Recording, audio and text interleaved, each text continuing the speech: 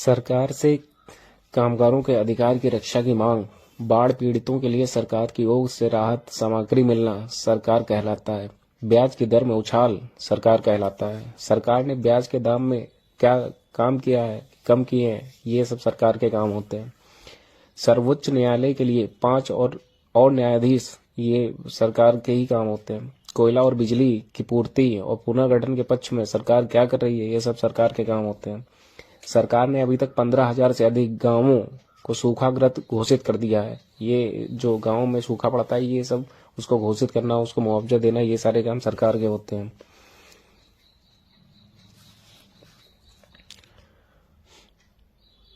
हर एक देश में विभिन्न निर्णय लेने एवं काम करने के लिए सरकार की जरूरत होती है। ये निर्णय कई विषयों से संबंधित हो सकते हैं। सड़कें और स्कूल कहाँ बनाए जाएं, बहुत ज्यादा महंगी हो जाने पर किसी चीज के दाम कैसे घटाए जाएं, अथवा बिजली की आपूर्ति को कैसे बढ़ाया जाए। सरकार कई सामाजिक मुद्दों पर भी कार्य करती है। उदाहरण के लिए समझ लेते हैं कि सरकार गरीबों की मदद करने के लिए कई कार्यक्रम चलाती है। इनके अलावा वह अन्य महत्वपूर्ण भी काम करती है, जैसे डाक सेवा हो गई, रेल सेवा हो गई। यात्रियों का आने जाने के लिए आपके डाक पार्सल, ये फ्री सेवा सरकार ही देती है। सरकार का काम देश की सीमाओं की सुरक्षा करना और दूसरे देशों से शांतिपूर्ण संबंध बनाए रखना, ये काम सरकार का होना चाहिए।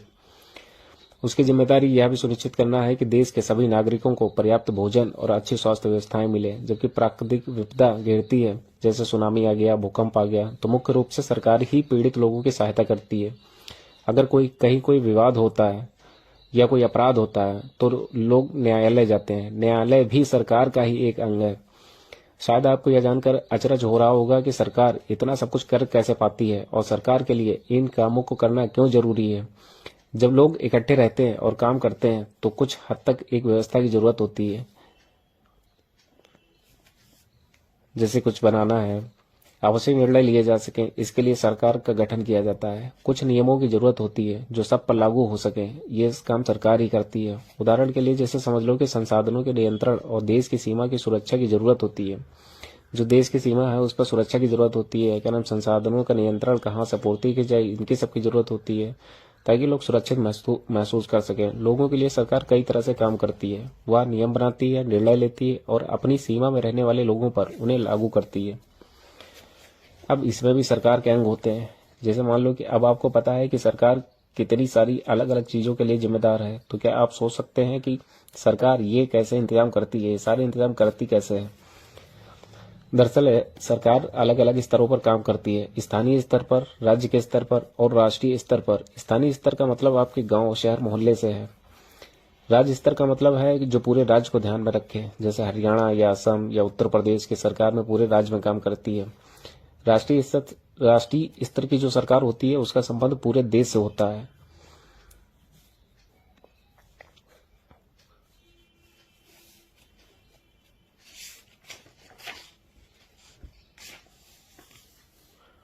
सरकार कानून बनाती है और देश में रहने वाले सभी लोगों पर वे कानून मान्य होते हैं। केवल यही वह तरीका है जिससे सरकार काम कर सकती है, कानून बना सकती है और लागू कर सकती है। सरकार के पास जैसे कानून बनाने का ताकत होती है, सरकार के पास जैसे कानून बनाने की ताकत होती है, वैसे ही वह ताकत भी होती है कि लोगों को कानून मानने के लिए बाध्य करे। मतलब कैसे मनवाया जाए, जो कानून बनाया गया है वो आम जनता पे कैसे लागू किया जाए, उन लोगों को कैसे मनवाया जाए। जैसे कि मान लो कि गाड़ी चलाने वाले के पास लाइसेंस होना चाहिए। अगर कोई लाइसेंस के बिना गाड़ी चलाते हुए पकड़ा जाए तो उसको जेल की सजा या चालान काटा जाता है। तो ये सारे काम सरकार के होते हैं।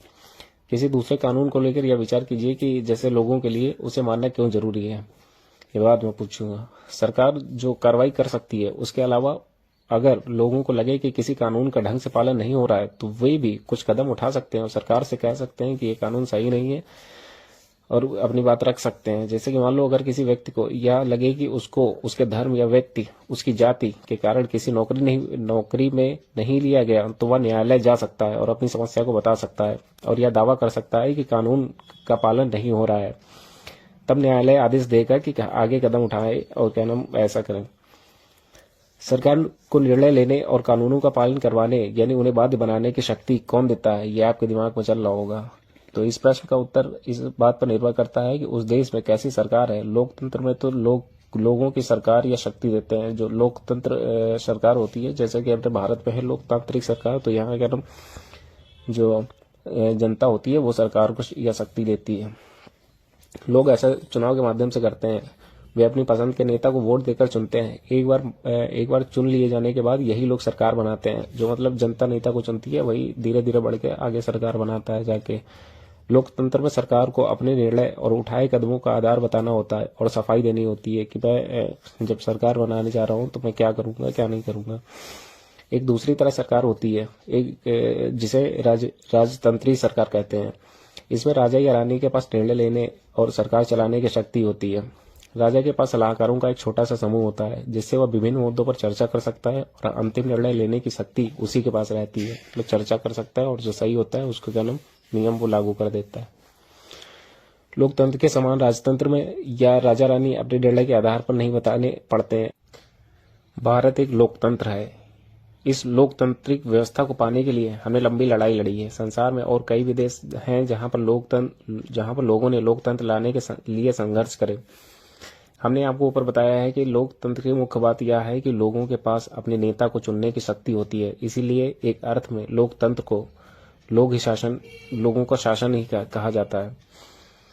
लोकतंत्र में मूलभूत विचार यह है कि नियमों को बनाने में भागीदार वो थोड़ा अलग हो गया। लोकतंत्र में मूलभूत विचार यह है कि लोगों को नियम बनाने के भागीदार खुद ही शासन करे। आज के समय में तो लोकतांत्रिक सरकार को प्रतिनिधि लोकतंत्र भी कहते हैं। प्रतिनिधि लोकतंत्र में लोगों से सीधे बात करता है, लेकिन हमेशा ऐसा नहीं होता है। क्या आप विश्वास कर सकते हैं कि एक समय ऐसा था जब लोकतांत्रिक सरकारें औरतों और गरीबों को चुनाव में भाग नहीं लेने देती थी।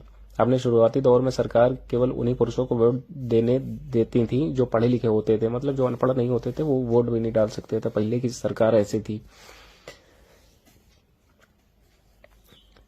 इसका मतलब था कि औरतों, गरीबों और अशिक्षित को वोट देने का अधिकार नहीं था। मतलब सरकार जो बैनर लगा देती थी कि गरीब वोट नहीं डाल सकते, अशिक्षित वोट नहीं डाल सकते और क्या नाम औरतें वोट नहीं डाल सकती।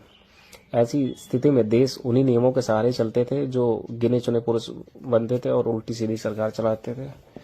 भारत में आजादी से पहले बहुत ही कम लोगों को वोट देने का अधिकार था। इसीलिए जनता ने संगठित होकर इस अधिकार की मांग की। गांधी जी समेत कई नेताओं ने इस अन्यायपूर्ण व्यवस्था का विरोध किया।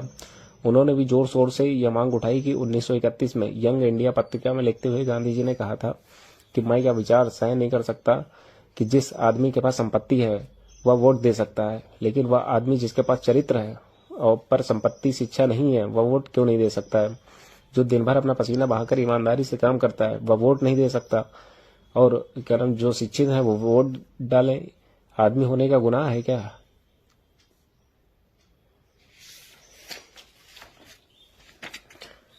संसार में कहीं भी सरकारें ने स्वेच्छा अपने शक्ति लोगों के साथ नहीं बांटी है। पूरे यूरोप और अमेरिका में महिलाओं और गरीबों को सरकार कार्यों में भागीदारी के लिए संघर्ष करना पड़ता।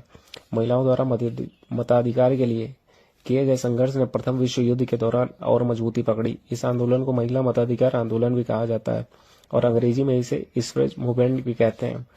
सफ्रेज का मतलब होता है कि वोट देने का अधिकार। युद्ध के दौरान बहुत से पुरुष लड़ाई में थे, इसीलिए महिलाओं को उन कामों को करने के लिए बुलाया गया था जो पहले पुरुषों के काम में माने जाते थे।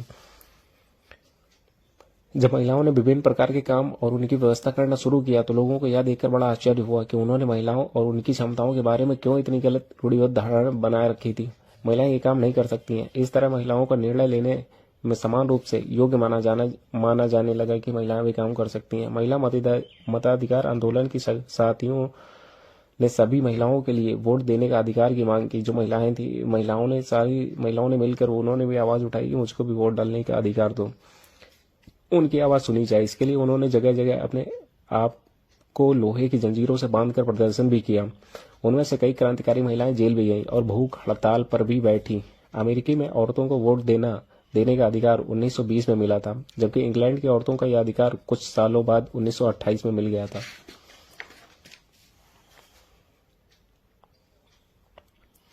अब सवाल यह है कि आप सरकार शब्द से क्या समझते हैं। एक सूची बनाइए कि इस तरह सरकार आपके जीवन को प्रभावित कर सकती है, कैसे कर सकती है। दूसरा, सरकार को कानून के रूप में सबके लिए नियम बनाने की जरूरत है क्या। लोकतंत्र